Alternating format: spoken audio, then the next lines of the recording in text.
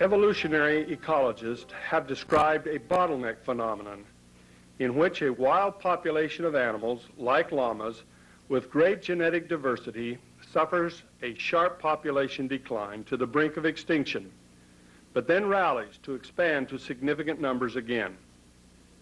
Now, however, the genetic diversity is small, and many problems may arise as a result. The alpaca and llama may have been subjected to such a bottleneck phenomenon, with increased likelihood of the appearance of undesirable conformational traits that may lead to unsoundness. Llama, with one L, is the genus name for the 4 species of New World camels, to which llamas and alpacas, along with guanacos and vicuñas, belong.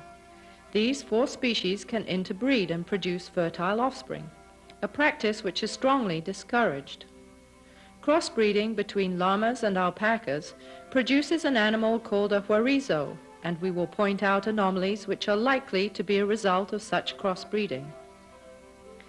Llamas were domesticated approximately 7,000 years ago and have served humans by providing food, clothing, and transportation throughout the Andean countries of South America.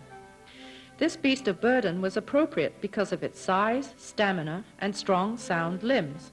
Tragically, when the Spanish invaded and conquered the Incas, their attempts to destroy the culture also destroyed much of the domestic stock of llamas. Llama production was often violently discouraged, and as a result, isolated pockets of llamas could only be found in the safekeeping of the Quechua and Amira Indians at higher altitudes. These tribes are largely responsible for preserving the ancestors of species of llama that we see today. Over a period of time, these remaining smaller herds of llamas suffered genetically, and it became more difficult to find llamas of quality breeding. As we explore the various characteristics desirable in an ideal llama, we hope to share some fundamental principles gathered through close observation of these animals. These principles will demonstrate how to select and maintain a healthy and sound gene pool of llamas for future generations of these fascinating creatures. The llama today. The terminology used throughout the video may or may not be familiar to all viewers. So we will commence with a brief overview of the anatomy of a llama and include an explanation of some lesser-known terms and definitions with illustrations for comparison. It's interesting that llamas have developed multiple built-in cushions in their legs that act as shock absorbers when the animal moves. The structure of each joint is vital, and its angle allows for a particular amount of movement, with some joints being more critical than others. The shoulder, elbow, and fetlock are the cushion joints for the forelegs, while the stifle, hock, and fetlock are the cushion joints in the rear legs. Of course, the other major cushion is in the llama's padded foot. Generally speaking, when we talk about conformation in any animal, we are referring to its proportionate shape or contour, as well as the appropriate alignment of body parts with respect to the whole body. Likewise, when we talk about balance, we look for more subtle relationships to do with the proportioning of body parts in relation to each other. Condition refers to the amount of body fat. When we speak of soundness or unsoundness, we are making a distinction between a sound, healthy animal and an unsound animal, which may exhibit defects, especially in the limbs, diseases such as tetanus, parasites, or reproductive disorders, or injuries from fighting or environmental hazards. Llamas, like all animals, have 4 structural requirements. First, their legs must support their body with stability while standing or moving. Second, their movement must be coordinated with their body. Third, there must be sufficient variability in the thrust of the legs to allow for maneuverability over a variety of terrains. Fourth, the llama must have enough endurance to accommodate environmental stress factors. While this is not a video particularly devoted to condition, we would like to draw attention to the fact that fiber can conceal an animal's true condition and conformation. As an example, legs can appear crooked as a result of excess fiber on the inside of the knees. The ideal llama. From the side view, we can see that the neck of an alert llama rises vertically from the withers area. The most functional proportioning of the parts, and that which seems most pleasing to the eye, are a neck length equivalent to 2/3 the length of the back.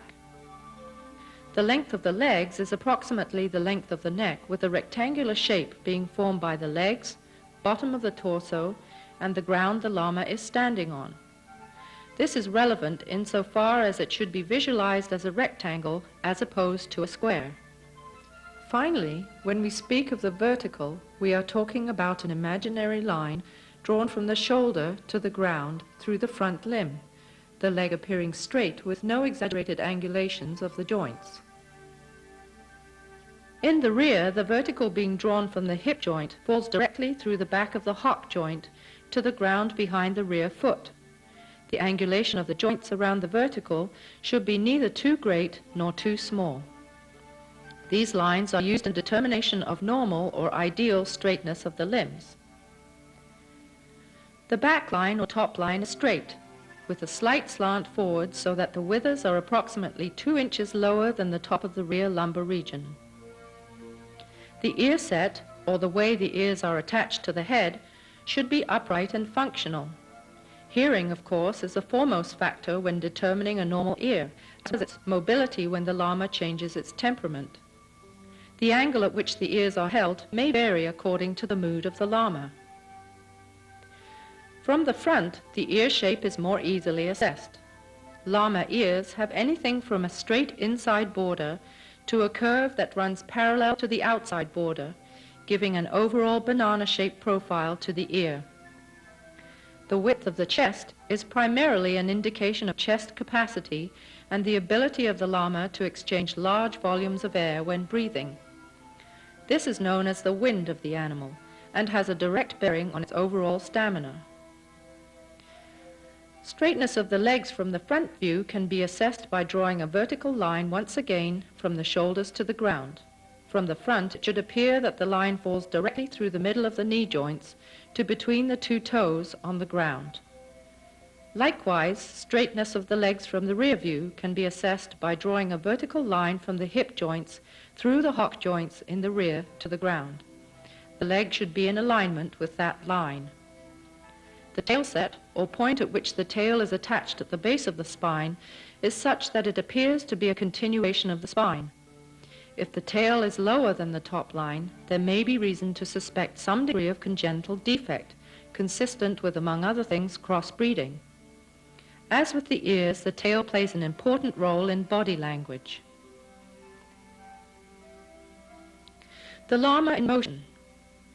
Since anomalies are often hidden when the animal is stationary, it is extremely important to observe the animal in motion. This will cause even small problems to be more easily detected, since they will certainly be exaggerated at different gaits. There are 5 natural modes of motion, or as we say, gaits, to be observed in the llama. They are the walk, the pace, the trot, the gallop, and the pronk, or stot. For the purposes of conformational analysis, we'll be taking a look at 3 of these gaits. The walk is an evenly spaced 4-beat gait. That is, each foot strikes the ground separately. The footfall sequence is left front, right hind, right front, and left hind. 3 feet are always on the ground. The walk is the slowest and most stable gait, providing the greatest base of support and which can be sustained for long periods. The pace is a medium speed 2-beat gait, where both legs on the same side of the llama move backwards and forwards in unison. A smooth, solid footing is most desirable for a pace, and since it is the least stable of all animal gaits, it does not facilitate a rapid change of direction when moving. The next stage in a llama's motion is actually a trot, but we have found that llamas rarely sustain a trot and quickly go from a pace to a gallop unless pulling a load. The gallop is a 3-beat gait in which 2 diagonal legs are paired. the second and third beats are the consecutive beats of the unpaired legs, which follow a scissor-like action. In a gallop, at no time are all 4 feet off the ground, and the lead is the foot that sustains the brunt of the weight of the animal. Propulsion in a gallop is chiefly from the hind limbs. The front and rear view of the llama in motion reveals the forward movement of the legs remains in a straight vertical plane. A normal llama will track in a straight linear path, and any deviation from this will be symptomatic of conformational anomalies. Head position and levelness of top line throughout all gaits are maintained with a minimum sideways motion. The knees and toes should not rotate or deviate, keeping more or less in line with the vertical as the llama takes each step. Conformational anomalies. To the untrained eye, one llama may appear like another, and while it may take years of observation to develop a sense of what correct conformation is, there are some key observations one should make when in search of the ideal llama. Although the overall appearance of the animal is important, it is only the first step in assessing conformational soundness. Over the course of their lives, llamas can exhibit temporary conformational anomalies that may only be a result of dietary, environmental, or even traumatic influences. In this regard, it may be wise when purchasing a llama to also investigate a little of the individual history of the animal through veterinarian and owner's records. Specific conformational concerns are overall proportions, the head, teeth, ears, eyes, and nose, the top line, the chest, front and rear legs, the feet, tail, and the reproductive organs. In this split screen, we see an ideal llama at the top. The llama below shows a neck length that is too short relative to the length of its back, which we have seen should ideally be 2/3 the length of the back. Here also the llama's legs appear too short for its body, and here the legs are too long. In some cases, the front legs will be disproportionately shorter than the back legs. Historically, llamas have evolved a heavy bone structure most noticeable in the legs. Fine bone structure, on the other hand, is a major disadvantage in a llama as a traditional beast of burden.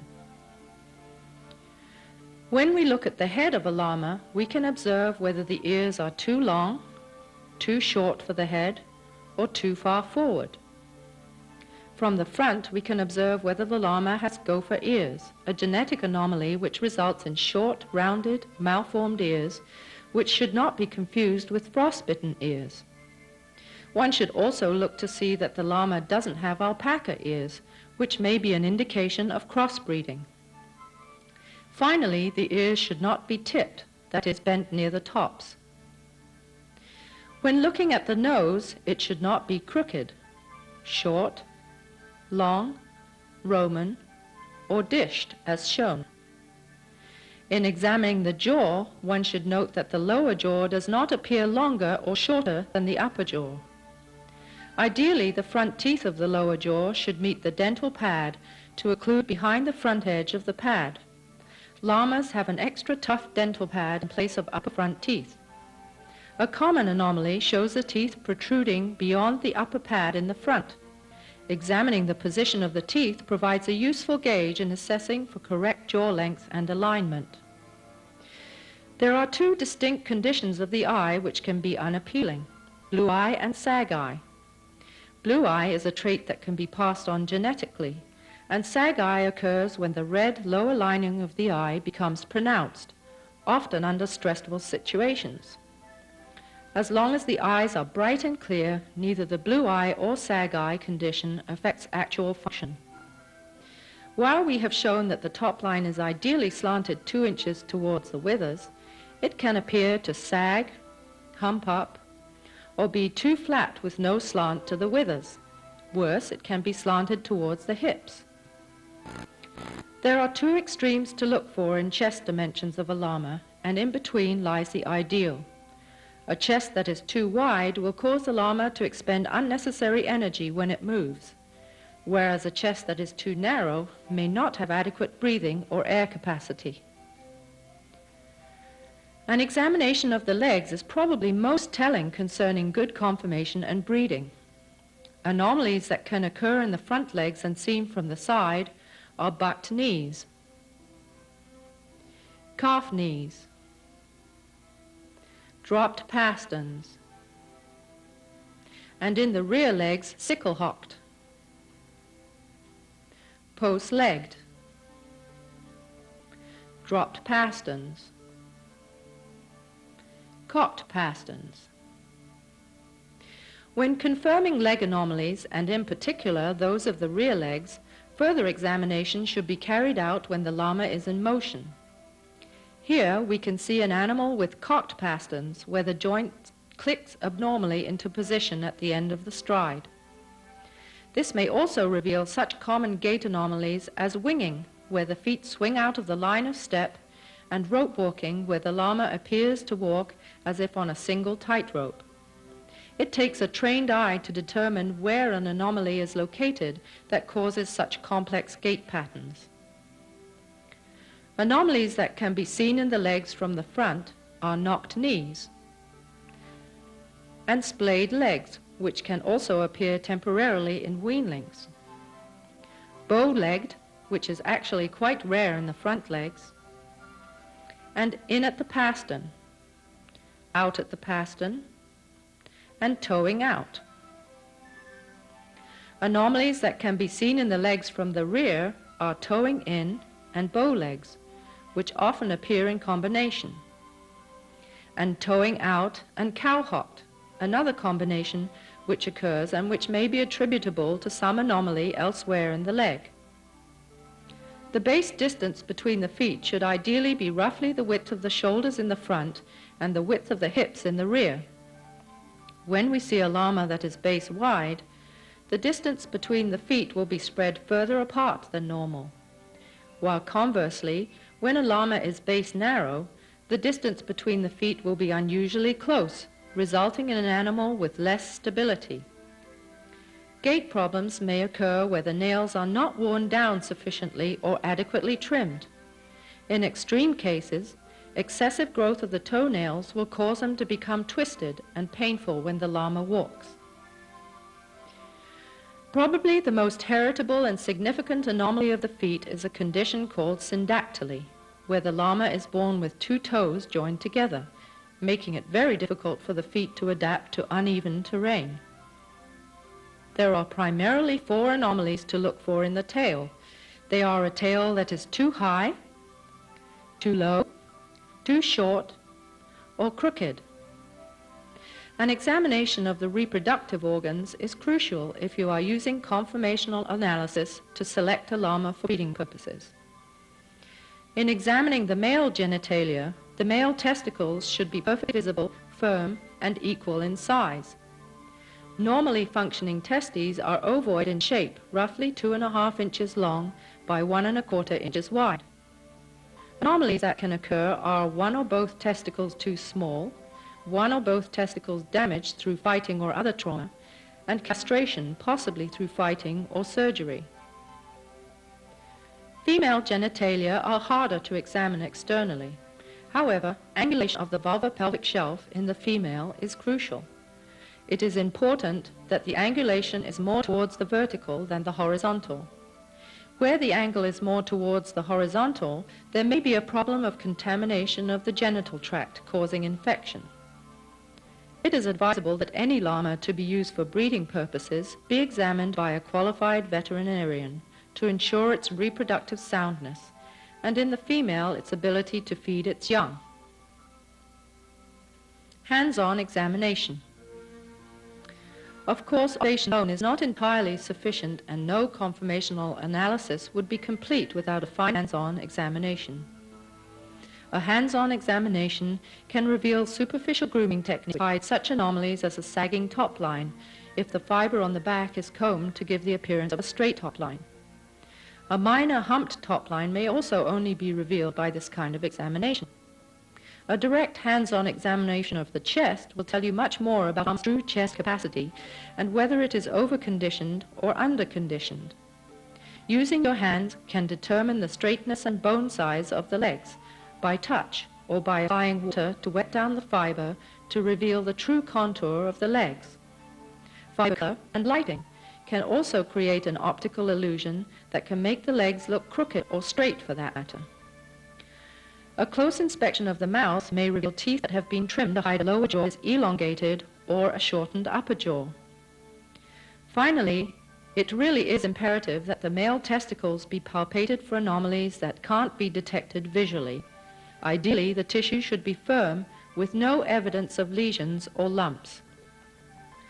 Much harder to discern is the possibility of surgically corrected anomalies, and while this may not be apparent to the unsuspecting buyer or show judge, we feel it is something the industry must be aware of. Presence.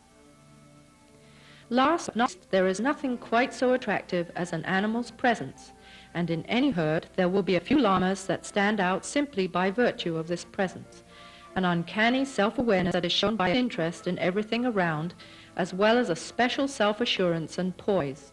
This phenomenon among the animal kingdom remains a mystery, but it is a fact that some animals exhibit a stronger presence than others, and these are the ones that we are subliminally attracted to.